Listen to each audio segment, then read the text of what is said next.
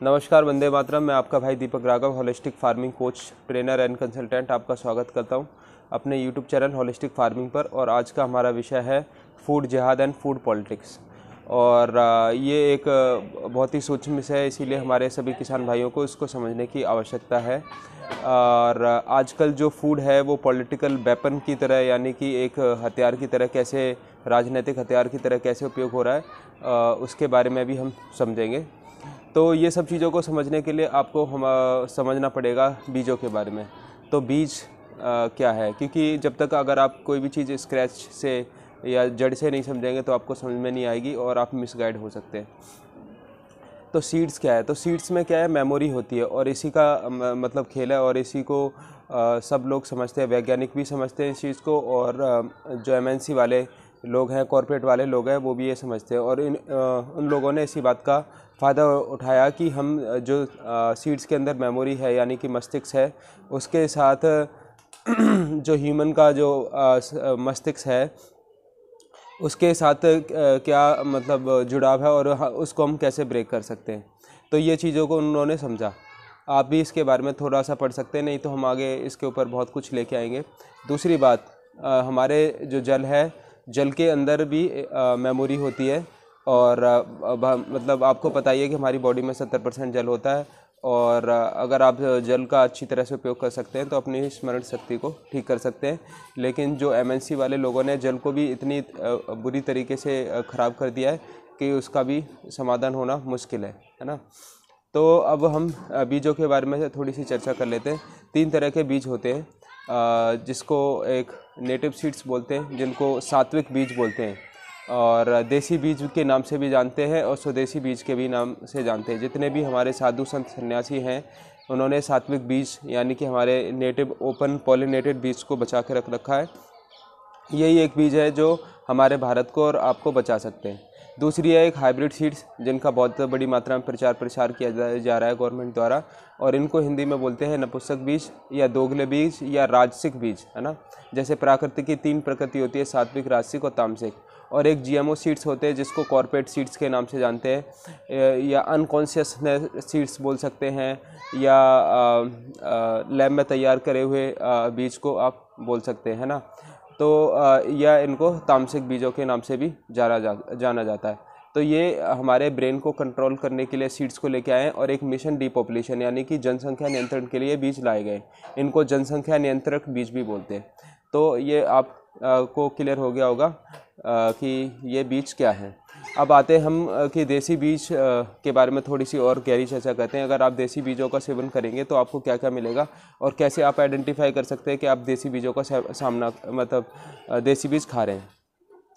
अगर आपकी जो मेमोरी है बहुत अच्छी है, स्मरण शक्ति आपकी बहुत अच्छी है, सब कुछ आपको याद रहता है जैसे पुराने ज़माने लोगों को याद रहता था, तो आप देसी बीज का सेवन कर रहे हैं। आपके अंदर एक सात्विक ऊर्जा रहती है, आपके अंदर रचनात्मकता है, क्रिएटिविटी है, और काइंडनेस है, दया है, स्वीटनेस है, मधुरता है, शांति है आपके अंदर, और जोश है, स्फूर्ति है।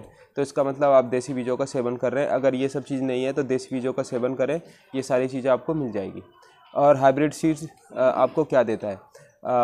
आजकल एक मूवी आई थी जिसका नाम था लव, सेक्स और धोखा, यानी कि चरित्रहीनता, लस्ट और चरित्रहीनता और धोखाधड़ी। ये तीनों चीज़ें अगर आप कर रहे हैं या इसमें किसी तरीके से इन्वॉल्व हैं, इसका मतलब ये है कि आप हाइब्रिड सीड्स खा रहे हैं, और उसने आपके मन को, मस्तिष्क को ऐसा कर दिया है कि ना चाह के भी आप इन सब चीज़ों में इन्वॉल्व हैं।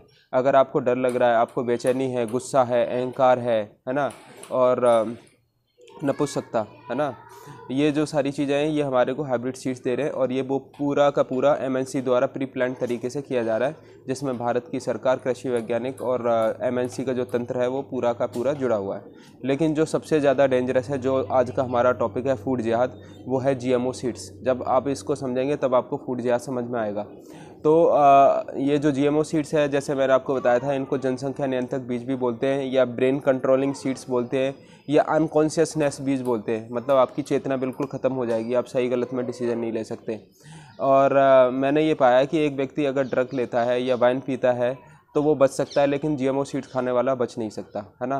तो वो तो कहते हैं कि सबसे बुरी मौत मरेगा। जितने भी लोग कैंसर के हॉस्पिटल में सिंगापुर या अमेरिका में बनते हैं वो जीएमओ सीड्स वाले लोग ही होते हैं, क्योंकि वो पैकेट बंद फूड खाते हैं और जो एमएनसी कंपनियां हैं बड़ी बड़ी, वहाँ पे ही जाके वो खाना खाते हैं, 5 स्टार होटल का खाना खाते हैं, जिसमें जीएमओ सीड्स बहुत बड़ी मात्रा में उपयोग होता है।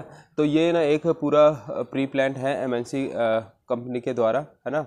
तो ये जो फूड जिहाद है वो कॉरपोरेट द्वारा किया जाता है, कॉरपोरेट एमएनसी द्वारा किया जाता है। तो इसको फूड जिहाद को कॉरपोरेट जिहाद भी बोलते हैं। तो आप अगर ये जीएमओ और कॉरपोरेट जिहाद को समझ जाएंगे तो फूड जिहाद को समझ जाएंगे।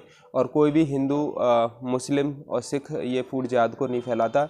ये हमारी एमएनसी कंपनियां हैं या जो एफडीआई के थ्रू जो भी कंपनियां आती हैं, ये सारी की सारी कॉरपोरेट जिहाद करती है, और कॉरपोरेट जिहाद ही फूड जिहाद है ना। जिसमें बड़ी बड़ी एमएनसी कंपनियां हैं और जिनके मतलब अट्रैक्शन में फोर्सफुली वो प्रचार करते हैं, 24 घंटे प्रचार करते रहते हैं, तो आप उनकी मार्केटिंग में फंस जाते हैं और आप भी फूड जिहाद के चक्कर में फंस जाते हैं। ठीक है, अब आते हैं फूड पॉलिटिक्स के बारे में कि ये फूड पॉलिटिक्स क्या है। तो फूड पॉलिटिक्स क्या है कि जब आप कोई भी डिसीजन, खाने का, पीने का, पहनने का डिसीजन है, टीवी के माध्यम से लेते हैं, सोशल मीडिया के माध्यम से लेते हैं, आप अपनी चेतना का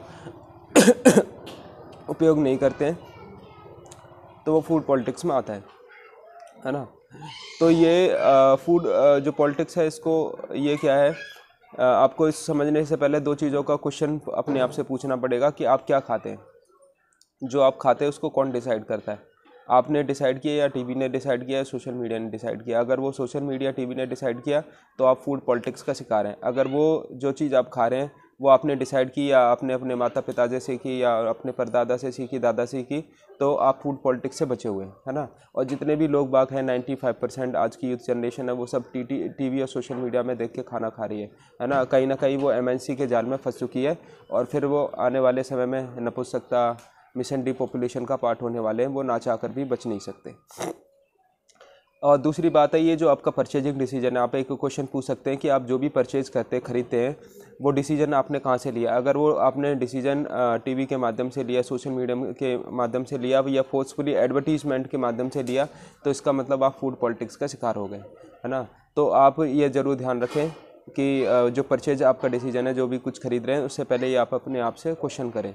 तो मैं आपको ये बताना चाहता हूँ कि ये जो लॉकडाउन लगाया गया 3 से 6 महीने का, ये इसीलिए लगाया गया ताकि सोशल मीडिया और टीवी आपके ऊपर, आपके ब्रेन के ऊपर, आपके थॉट्स, ब्रेन साइकोलॉजी के ऊपर पूरी तरीके से कंट्रोल कर सके।